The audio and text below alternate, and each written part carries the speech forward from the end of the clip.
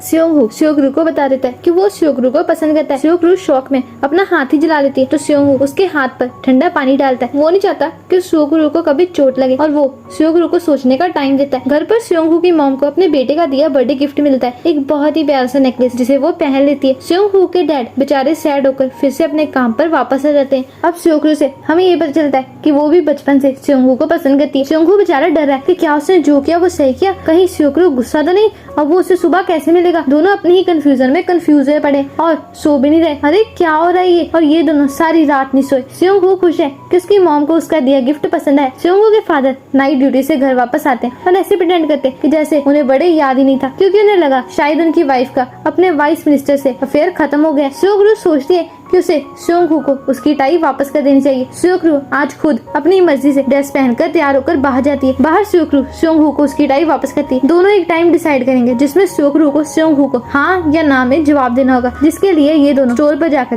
Canned food उठाकर उनकी expiry date check करते हैं। अरे 3 साल, ये तो कुछ ज्यादा नहीं हो गया। स्योंगहू को कैंड आइटम्स अच्छी नहीं लगी तो वो स्योगरू को सबसे कम एक्सपायरी डेट वाले प्रोडक्ट्स के पास ले जाता है। अच्छा तो सबर नहीं हो रहा क्योंकि स्योंगहू को जल्दी जवाब चाहिए यार। अरे ये स्योगरू तो स्योंगहू में खोएगी और फिर भाग जाती है। स्योंगहू बहुत सारे स्नैक्स ले लेता है और उसमें सबसे कम एक्सपायरी डेट वाला पैकेट खुद ले जाता है। डैन डिसाइड करता है कि अब वो हर वीक एक नए टॉपिक पर आर्टिकल लिखेगा, जिसका पहला टॉपिक है पैरामेडिक और इसीलिए वो एक दिन के लिए पैरामेडिक टीम ज्वाइन करेगा। इसके लिए डैन खुद को साबित करता है। डैन को इसकी परमिशन मिल जाती है और काम शुरू। स्योगरू के फादर अपनी शॉप पर आकर देखते हैं कि यहाँ ये इतना खलारा किसने डाला। अरे ये आपकी बेटी का ही काम है। दूसरी तरफ ह्यूंजन स्योगरू की मॉम को मिलने बुलाता है। फ्लैशबैक में हम देखते हैं कि पहली बार स्योगरू और ह्यूंजन एक कैफे में मिले थे जब स्योगरू के मोबाइल की बैटरी डेड हो गई थी और ह्यूंजन ने उसे अपना चार्जर ऑफर किया था। प्रेजेंट में स्योगरू की मॉम ह्यूंजन से मिलने जाती है। ह्यूंजन उन्हें बताता है कि वो आज भी स्योगरू से प्यार करता है। स्योगरू के फादर इन दोनों को एक साथ देख लेते हैं और उन्हें बहुत ही बुरा लगता है। स्योगरू को अपना डिसाइड किया हुआ पैकेट की एक्सपायरी डेट भेजता है जो सिर्फ 11 डेज में खराब हो जाएगा। तो मतलब स्योगरू के पास जवाब देने के लिए सिर्फ 11 डेज है। पर स्योगरू तो बहुत ही खुश है। घर पर स्योगरू के फादर स्योगरू की मॉम से पूछते हैं कि तुम ह्यूंजन से मिलने क्यों गई थी, कब तक तुम मुझे पागल बनाओगी। पर स्योगरू की मॉम ये अपने लिए नहीं करी, उन्हें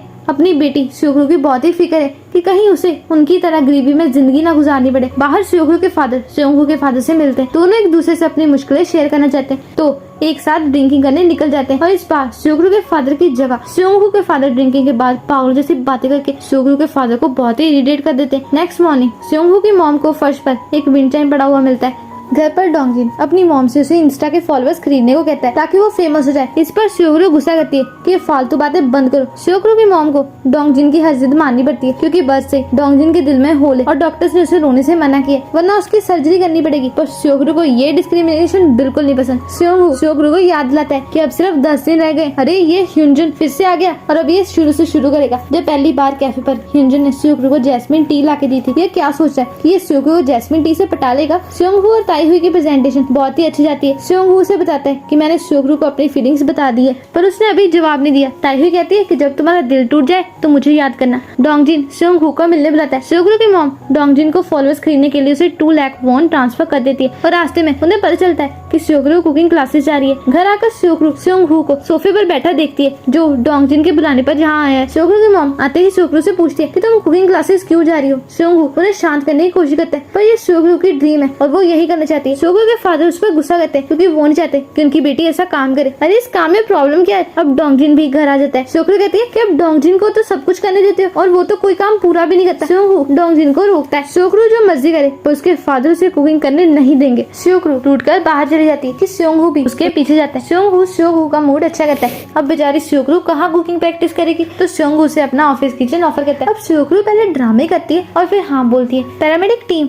डैन का वेलकम करते हैं। मोयुम उसे सब समझाती है। अरे पर इतनी जल्दी उसे सब याद कैसे रहेगा। अरे इमरजेंसी आ गई, चलो जल्दी। दूसरी तरफ स्योगरू की मॉम जल्दी फिर से निकाल कर खाना खाने लगती है तो उनके हस्बैंड उन्हें अच्छे से खाना सर्व करके देते हैं। अब तो ये काफी खुश लग रही है। पैरामेडिक टीम साइट पर पहुंचती है जहाँ एक बंदा स्टेयर से गिरा होता है और उसके पास बहुत सारी बीज होती है। ये बीज डैन को काट लेती है पर डैन अभी भी मिशन पर जाना चाहता है। Good job Dan. डैन सारे मिशन पर मोयुम की पूरी हेल्प करता है। स्योगरू फिर से ह्यूंजन के साथ है क्योंकि ये बंदा उसका पीछा ही नहीं छोड़ रहा। क्या ह्यूंजन इनका क्लाइंट है। स्योगरू किचन में अपनी प्रैक्टिस स्टार्ट करती है। ह्यूंजन अपने पेरेंट्स के लिए एक घर बनवाना चाहता है जिसमें स्योगरू बिल्कुल इंटरेस्टेड नहीं है पर काम तो करना ही पड़ेगा। ह्यूंजन भी इतनी आसानी से स्योगरू का पीछा नहीं छोड़ेगा। अब स्योगरू को बहुत ही गुस्सा आ रहा है। दोनों स्योगरू के बनाए खाने का वेट करें। अरे भाई चुप हो जाओ। स्योगरू को अपने राय पॉपकॉर्न देता है पर ह्यूंजन उसे खा खाने ही नहीं देता। फिर भी स्योकरू जबरदस्ती पॉपकॉर्न खा लेती है। ये तो मजा ही आ गया। दूसरी तरफ सारा दिन काम करने के बाद पैरामेडिक टीम एक साथ खाना खाने जाती है और यहाँ पर मोयुम के आइडल टाइप उस मड फ्लैट वाले लड़के की बात चल पड़ती है। बेचारी